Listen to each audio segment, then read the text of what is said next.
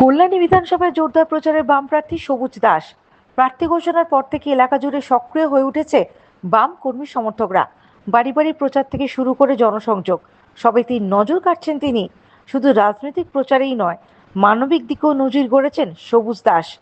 প্রচারের ফাঁকেই তাকে হাসপাতালে গিয়ে রক্তদান করতে দেখা গিয়েছে, যা নিয়ে ইতিমধ্যেই আলোচনা শুরু হয়েছে এলাকায়। শুক্রবার গয়েশপুরে প্রচারে গিয়ে আরো জোরালো বার্তা দেন বাম প্রার্থী। সংবাদ মাধ্যমের মুখোমুখি হয়ে তিনি বলেন, ভোটাধিকার মানুষের গণতান্ত্রিক অধিকার।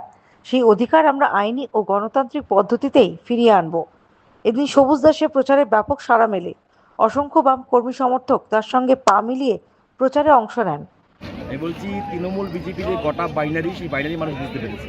তো সেই বাইনারিকে ঘোরানোর জন্য এদেরকে নামানো হচ্ছে। আমি সমস্ত মানুষকে বলছি যে কেউ কোনো রকম কোনো ফাঁদে পা দেবেন না। তার কারণ হচ্ছে এই কারণের জন্য ফাঁদে পা দেবেন না, গোটা রাজ্যে এই ধরনের পরিবেশ তৈরি করে রাজ্যের একটা অরাজকতার পরিবেশ তৈরি করতে চাইছি। তো সেই অরাজকতার জন্য আমরা বলছি যে ট্রাইব্যুনাল শুরু হলো। ট্রাইব্যুনালে আমরা একদম নির্দিষ্টভাবে বলেছি আমরা পার্টিগতভাবে সাধারণ মানুষকে হেল্প করব। আমরা বলবো মানুষকে যে আমরা লয়ার দিয়ে তাদেরকে সহযোগিতা করব। রাস্তার আন্দোলন একটা আন্দোলন, কিন্তু এই সময়কালে রাস্তার আন্দোলন করা মানে তৃণমূল বিজেপির যে পরিকল্পনা, সেই পরিকল্পনাকে বাস্তবায়িত করা। সেই কারণে সাধারণ মানুষকে আমরা একেবারে সতর্ক করছি যে কেউ ফাঁদে পা দেবেন না। Bureau report, the United India news.